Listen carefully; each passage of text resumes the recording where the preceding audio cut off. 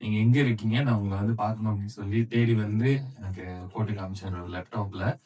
ஒரு பக்கம் ஸ்பீக்கர் மட்டும் குடுத்து, ஆடியோ வந்துட்டு ஒத்த காதுல கேட்டுட்டு இந்த வீடியோ நம்ம வந்து பார்த்தேன்னு நெனைக்கிறேன். அ மத்தவங்கலாம் பார்க்கறதுக்கு முன்னாடி. இதுல ஏதாச்சும் குறை நிறைகள் இருக்கா? அப்படின்லாம் கேட்டு சில ஒரு அனாலிசிஸ்க்காக கொண்டு வந்து குடுத்தாரு. அன்னைக்கு பார்த்தத விட இதுல பார்க்கும்போது வேற ஒரு ஃபீல் இருக்குங்க. அதுக்கப்புறம் பாலிஷ் பண்ணி அதுதான். பட் அந்த இது 5.1ல பார்க்கலாம். ஓகே. நான் சின்ன ஒரு கதை மட்டும் சொல்லிக்கிறேன். இவரு வந்து ஆக்சுவலி எனக்கு ஒரு நடிப்பு துறையில ஆர்வம் உள்ள ஒரு மனிதரா தெரியும். ஸோ நானுமே சொல்லியிருக்கேன், நம்ம நல்ல நடிக்கிற ஒரு வாய்ப்பு அந்த மாதிரி கேரக்டர்ஸ் ஏதாச்சும் அமைஞ்சா நம்ம சந்திக்கலாம் அப்படின்னு சொல்லி. அதுக்கப்புறம் திடீர்னு ஒரு டைரக்டரா மாறி வீடியோ எடுத்துட்டு வந்து குடுத்தாரு. போட்டு பாருங்க அப்படின்னு சொல்லும்போது, நான் எப்போதுமே சொல்ற ஒரு விஷயத்த இங்க பகிர்ந்துக்கிறேன். ஷார்ட் ஃபிலிம் அப்படின்றது வந்து எனக்கும் இப்ப மாஸ் சினிமா வந்து நம்ம எல்லாருக்கும் தெரியும்னு நெனைக்கிறேன். கடையில வாங்கி சாப்பிடுவோம். சாப்பிட்டுட்டு நல்லா இல்லன்னு சொல்லுவோம். சில சமயத்துல நல்லா இருக்குன்னு திரும்ப போய் லைன்ல நிப்போம். ஆனா நெறைய பேருக்கு வந்து வீட்ல வாய்ப்பு குடுத்தா, நீங்களே நல்லா நாசமா சமைப்பீங்க அப்படின்ற ஒரு கெப்பாசிட்டி இருக்கும். இப்ப என்னலாம் விட்டா ஏதாச்சும் முயற்சி பண்ணுவேன் அப்படின்றது. ஷார்ட் ஃபிலிம் வந்து கிட்டத்தட்ட எனக்கு சமைக்க தெரியும். இது நான் செஞ்ச நாஸ்லிமா அப்படின்னு சொல்லி சமைச்சுட்டு, பார்த்துட்டு, நானே சாப்பிட்டுட்டு விட்டுட்டு போயிரலாம். கொஞ்சம் உப்பு கூட இருக்கு, உரப்பா இருக்கு இப்படிலாம் சொல்லிட்டு போலாம். ஆனா, என்னைக்காச்சும் ஒரு நாள் வீட்டுக்கு சொந்தக்காரங்கலாம் வருவாங்க. அவங்களுக்கு சமைச்சு குடுத்து, நான் சமைச்சது எப்படி இருக்கு அப்படின்னு பாருங்கன்னு சொல்ற மாதிரி. அப்ப நீங்கலாம் டிக்கெட் வாங்காம வந்திருக்கீங்க. நான் விற்பனை பண்ணல. ஸோ நீங்கலாம் என்னோட சொந்தக்காரவங்க. இந்த சொந்தக்காரங்களுக்கு நான் வந்துட்டு ஒரு உணவு விருந்து மாரி குடுக்குறேன். சாப்பிட்டுட்டு எப்படி இருக்குன்னு சொல்லுங்க அப்படின்னு சொல்றது தான். ஸோ கண்டிப்பா நம்ம வந்து நம்மளுடைய ஒரு என்ன சொல்லுவாங்க, ஒரு ஸ்கில் வந்து பகிர்ந்துக்கிறோம். ஸோ இந்த பிரசன்டேஷன் மூலியமா அ எதெல்லாம் நல்லா இருந்துச்சு, எதெல்லாம் நல்லா இருக்குன்னு கண்டிப்பா நீங்க சொல்லியே ஆவணும். பிகாஸ் அது ஒரு லேர்னிங் கர்வ். அ என்னுடைய திறமைய நான் வந்து உங்களுக்கு பிரசன்ட் பண்றேன். அத நீங்க சொல்றது மூலியமா நான் இன்னும் இம்ப்ரூவைஸ் பண்ணிக்கிறேன் அப்படின்றது தான். ஸோ இதுல நான் பார்த்தது வரைக்குமே நான் சொல்லக்கூடிய ஒரு விஷயம் வந்து என்னன்னா, ஷார்ட் ஃபிலிம் தானே, அத என் கெப்பாசிட்டி இவ்வளோதான். இவ்வளோ பண்ணா போதும் அப்படின்னு சொல்லுவாங்க. அதுக்குன்னு ஒரு பெஞ்ச் மார்க் வச்சுக்குவாங்க. இதுல நான் அத தாண்டி ஒரு மெனக்கெடல் பார்த்துருக்கேன். இந்த கேமரா ஒர்க்கா இருக்கட்டும், அவங்களுக்கு ரொம்ப லிமிட்டட் பட்ஜெட். 1 நாளா? 2 நாள். 2 நாள்ல ஷூட் பண்ணியிருக்காங்க. 2டே நடிகர்கள், ஒரே லொகேஷனு. ஆ நீங்க இதுல சவுண்ட் வந்து நான் ரொம்ப நுட்பமா கேட்பேன். இது 5.1 சொல்லும்போது அந்த கார்னர் ஸ்பீக்கர்ல கூட அதோடைய ஆம்பியன்ட் சவுண்டு, அதோட ஃபாலி சவுண்டு, சில படைப்புகள்லாம் பார்த்தீங்கன்னா, நல்லா பண்ணியிருப்பாங்க. நல்ல கன்டென்ட் இருக்கும். ஆனா காது வந்து வலிக்கும். வால்யூம் வந்து லெவல் பண்ணியிருக்க மாட்டாங்க. அதுவே ஒரு அன்னாயிங்கான விஷயமா மாறி நம்ம அத ரசிப்பு தன்மையே விட்டுருவோம். ஸோ காதுக்கான சரியான சவுண்ட் டிசைன் பண்ணி, ஆ அதுக்கான அந்த கேமரா ஒர்க் பண்ணி, அத கலர் கரெக்ஷன் பண்ணியிருக்காங்க.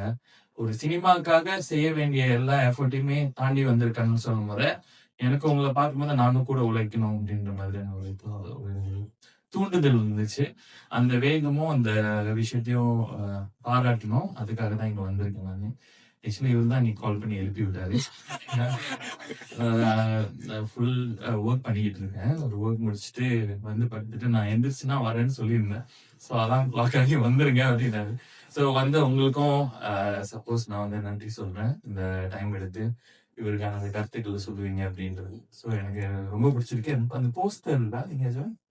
போஸ்டர் நீங்க பிரதர் நீங்க சொன்ன மாதிரி தான். அந்த போஸ்டர் பார்த்துட்டு நானுமே வந்து ஒரு தெய்வீக படத்த பார்க்கறதுக்காக வந்திருக்கேன்னு சொல்லி அதே நடிப்பு தான். ஸோ அந்த ஒரு போஸ்டர் டிசைன் கூட எனக்கு ரொம்ப ஒர்க் பண்ணிச்சுன்னு நினைக்கிறேன். அந்த effort that you have put. So இது தரன் தரன் கை தூக்குங்க. தரன் அவர்தான் டிசைனரா? Super super work. என்னுடைய ப்ராஜெக்ட்ல கண்டிப்பா இதுல இருக்கிற நிறைய பேர் கூட ஒர்க் பண்ணணும்னு ஆசை. சார் கூட ஒர்க் பண்ணணும்னு எனக்கு ரொம்ப ஆசை. வாய்ப்பு வந்துச்சுன்னா கண்டிப்பா இங்கே தான் வந்து தேங்க்யூ தேங்க்யூ. சார் சார் இருங்க சார், அப்படியெல்லாம் சொல்ல முடியாது சார். ஒரு 2 கேள்வி என் சைட்ல இருந்து. இந்த பூச்சாண்டி படமோட செகண்ட் பார்ட் வருதுங்களா? அது சொல்லிடுங்களா? ரொம்ப அவர் ஃபிளைட் ஏறி போனாரு, அதுக்கப்புறம் எங்க போனாருன்னு தெரியல. இப்ப இவரு ஒரு வார்த்தை சொன்னார் இல்லையா, அவருக்கு ஒரு ப்ரொடியூசர் கிடைச்சா அந்த மாதிரிதான் இங்க வந்து மலேசியாவை தாண்டி ஒரு கதை சொல்றதுக்கு நம்மளுக்கு சரியான ஒரு ப்ரொடியூசர் தேவைப்படுது அப்படின்றதுனால அதுதான் ஒரு பெரிய காரணமா இருக்கு. பட் கதை இருக்கு. நம்ம அந்த கதை வந்து கண்டிப்பா பர்சியூ பண்றதுக்கான நிறைய அவென்யூஸ் தயார் பண்ணி வச்சிருக்கோம். Fantastic sir. எதிர்பார்க்குறோம். ஸோ 2வது கேள்வி என் சைட்ல இருந்து, நீங்க ஒரு டாக் ஷோ பண்ணிட்டு இருக்கீங்க. அது நிறைய பேருக்கு தெரியும் நம்புறேன் நானு. மன்னர்கள் பத்தி நீங்க நிறைய ஸ்டேட் போயிட்டீங்க. கேஎல் வந்த மாதிரி நான் பார்க்கல நானும். அத நீங்க கேஎல்க்கு பண்ற மாதிரி இருக்கா அப்படின்றது? பாட் கிளைங்ல பண்றோம். கிளைங் அப்படின்றது கிளைங் வேலின்னு சொல்லி இந்த பகுதியில் இருக்கிறவங்க எல்லாரும் வந்து சேர்ந்ததுக்காக டிசம்பர் மாசம் இறுதி நிகழ்ச்சி ஒண்ணு தயார்படுத்திட்டு இருக்கோம். ஃபேண்டாஸ்டிக். ஸோ நீங்க எல்லாம் டிசம்பர் மாசம் இருந்தீங்கன்னா, ராஜேந்திர சோழன் எஸ் ராஜேந்திர சோழன் பத்தி உங்களுக்கு ரொம்ப இன்ட்ரெஸ்டடா இருந்துச்சுன்னா, எப்படி அந்த கடாரம் கொண்டான்ற கதை வந்துச்சு, எப்படி ஒரு மன்னர் வந்து இங்க கடல் கந்து இங்க வந்து மலேசியாவுக்கு வந்து என்ன பண்ணாரு, அவர் ஹிஸ்டரி அவர் அருமையா சொல்லிக்கிட்டு இருக்காரு. அந்த ஒரு டாக் ஷோ நான் வெயிட் பண்ணிட்டு இருக்கேன் சார் அதுக்காக. இன்னொரு ஒரு பாராட்டு ஒரு தெரிவிச்சுக்கிறேன். நம்ம வந்து மலேசியாக்காரவங்க, நம்ம ஜோனு, நம்ம ஏரியா, நம்ம கெத்தா என்ன வேணாலும் உதவியோ, எங்க யாருக்கிட்ட என்ன வேணாலும் கேட்டு அதை எடுத்துக்கலாம், வேலை செய்யலாம். இப்ப நான் தமிழ்நாட்டுக்கு போனேன்னா அங்க நான் எப்படி வாழ்வேன், என்ன பண்ணிட்டு இருப்பேன்றத எனக்கு ஒரு மைண்ட் செட் இருக்கும் இல்லையா. ஸோ அங்க யாருக்கிட்ட போய் உதவி கேட்கறது, யாரை வச்சு ஒரு ஒரு விஷயத்த புல் ஆஃப் பண்றது அப்படின்ற ஒரு டவுட் இருக்கும். அந்த டவுட் வந்து நானே செய்ய மாட்டேன். நான் வந்து ஒரு டூரிஸ்டா தான் பிஹேவ் பண்ணுவேன்.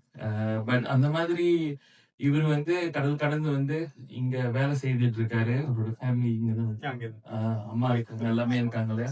ஸோ அவரோட வாழ்க்கையும் ஓட்டணும், அதே சமயத்துல அவரோட பேஷனையும் வந்துட்டு அவரு ப்ரொசீவ் பண்றாரு அப்படின்றத பார்க்கும்போது திரும்பவும் ரொம்ப ஆச்சரியமா இருக்கு. நீங்க ஒரு அந்நியமா நினைக்க வேணாம். இங்க மலேசியால வந்து நாங்க எல்லாருமே உங்களை நீங்க 6 வருஷம் தாண்டிட்டீங்க, நீங்க இங்க உள்ள ஆளு அப்படின்னு நினைச்சுக்கிறீங்க. கண்டிப்பா தொடர்ந்து முயற்சி பண்ணுங்க.